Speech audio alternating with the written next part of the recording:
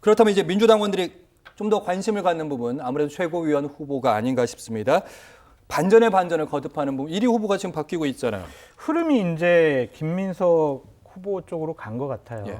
결국에는 아니 왜 이렇게 표가 안 나와라고 얘기한 이재명 당대표의 김민석이야말로 내가 가장 아끼는 그런 최고위원이다. 김민석 좀 밀어주세요라는 사인과 신호를 당원들이 읽은 것이 아니냐라는 좀 생각이 들고 그 부분은 비판하고 싶은 생각이 없습니다. 왜냐하면 국민의힘 같은 경우도 한동훈 당대표나 원희룡 당대표 후보 같은 경우엔 러닝메이트로 최고위원들 같이 선거 캠페인하고 다녔잖아요.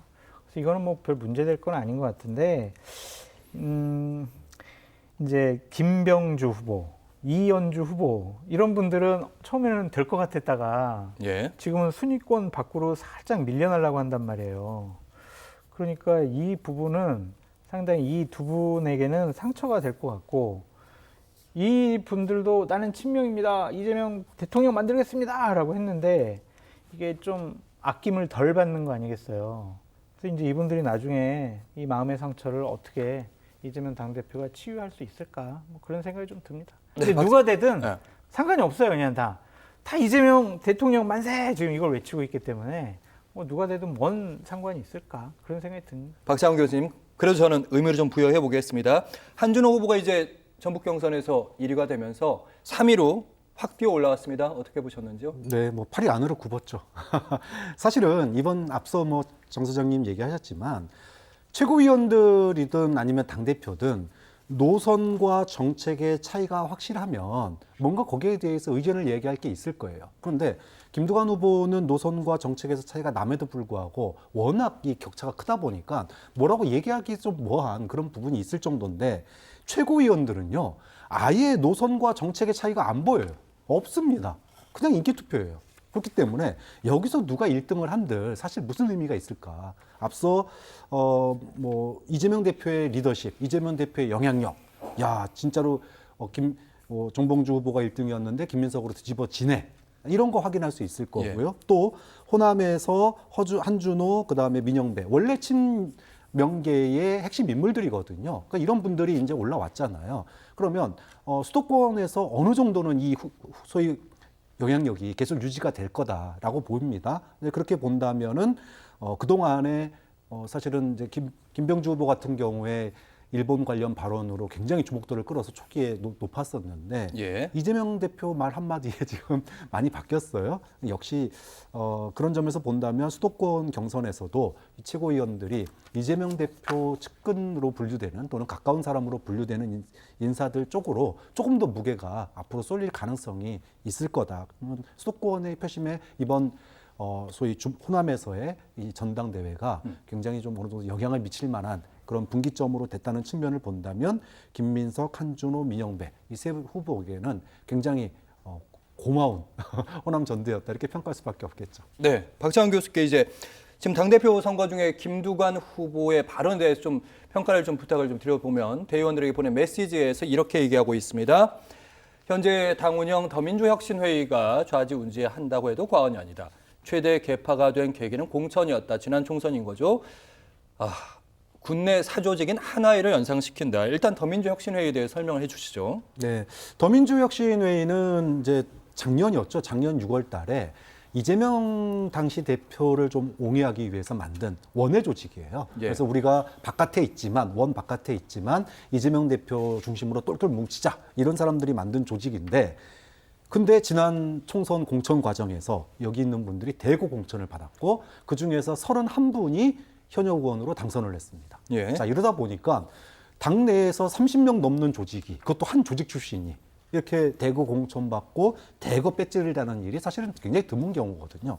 이러다 보니 특별한 계파가 지금 없는 상황에서 소위 거의 다 친명이라고 하는데 그 와중에서도 최대 계파, 소위 말하면 최대 내부 조직 아니냐 이런 이제 평가를 앞으로 받았거든요. 뉴스에 자주 만날 그런 회의네요. 예. 그렇죠.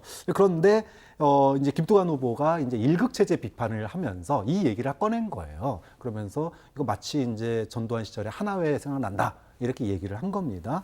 하나회 비유든 거는 좀 너무 나갔다라는 생각이 들어요. 그리고 또 김두관 후보의 이 비판의 요지가 뭐 이 사람들이 하나회다 이걸 얘기하려고는 아니었고 그만큼의 다양성이 지금 부족하다라는 얘기를 하고 싶은 것도 이해가 됩니다. 예. 근데 문제는 지금 민주당이 전투 정당이에요, 지금은. 소위 말하면은 정책 정당, 수권 정당으로 국민들이 이번에 투표한 게 아니라 이번 총선에서의 투표는 야, 윤석열 어떻게 좀 해봐. 이거예요. 그렇기 네. 때문에 지금 민주당은 윤석열과 싸우기 위해서 일사불란함을 가져야 된다. 그렇기 때문에 당원들의 입장에서는 사실은 이 뭐 하나회는 뭐든 너 지금 윤석열하고 싸우는데 방해되는 거 아니야? 이렇게 생각을 한단 말이죠. 그런 측면에서 김두관 후보가 참 타이밍을 잘 못 맞췄다. 지금 때가 아닌 것 같다. 이런 거고요.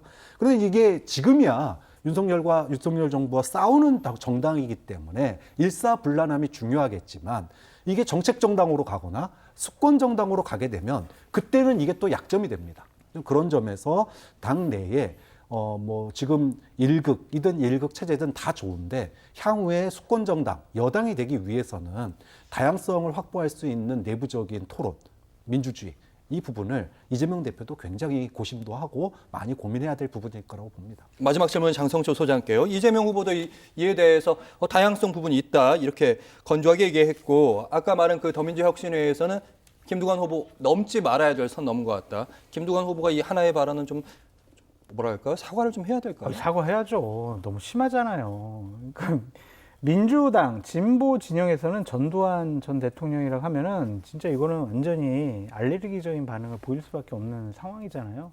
근데 여기와 같이 비유한다라는 것은 이 감정의 선을 완전히 넘어버렸다. 좀 그런 생각이 들고 이번이 한 번이 아니잖아요. 저번에는 개딸들 보고 쓰레기 집단이라고 했잖아요. 나중에 취소하긴 했습니다만은. 네. 근데 또 저러한 얘기를 한다는 것 자체가 지금 김두관 후보가 이 민주당의 주류 세력에 대해서 어떻게 생각하고 있는지 극명하게 보여주는 건데 누구를 비판할 때 있잖아요. 중요한 게 뭐냐면 내가 저 사람을 비판해요. 그러면 논리적으로 저 사람 할 말 없게 만들어야 돼요. 아, 맞네. 저 말이 맞네. 저 사람이 우리 편은 아니지만 저 말 충분히 이해가 되네. 아, 반박할 논리가 없네. 할 말이 없네. 이런 식의 반응이 나오도록 해야지. 뭐야? 우리 보고 하나이라고? 가만 안 둘 거야. 화나게 하면 안 돼요. 그러면은 같은 편으로서 같은 진영 내에서 정차이가 쉽지가 않습니다. 그래서 김두관 후보가 본인이 어떠한 선명성 있는 메시지와 행동을 통해서 이재명 당대표를 반대하는 사람들의 구심점이 되고 싶어서 저런 얘기를 하는 것 같은데 그래도 그 울타리 안에서 해야 돼요. 울타리 밖에 나가서 하면은 이거는 같은 편이라고 생각 안 할 가능성이 높다. 빨리 사과하시고 다음부터는 저런 얘기 하지 마세요. 근데 더 심한 얘기를 곧 더 할 것 같아요. 곧이요. 네. 정말 그렇게 되는지. 그리고 장성철 소장이 말 듣고 나니까 정치 참 배워야 될 게 많다. 같은 말도 잘해야 되고 식사도 잘해야 되고요. 그럼요. 오늘 말씀 잘 들었습니다. 박창원 교수님 그리고 장성철 소장과 함께했습니다. 고맙습니다. 감사합니다.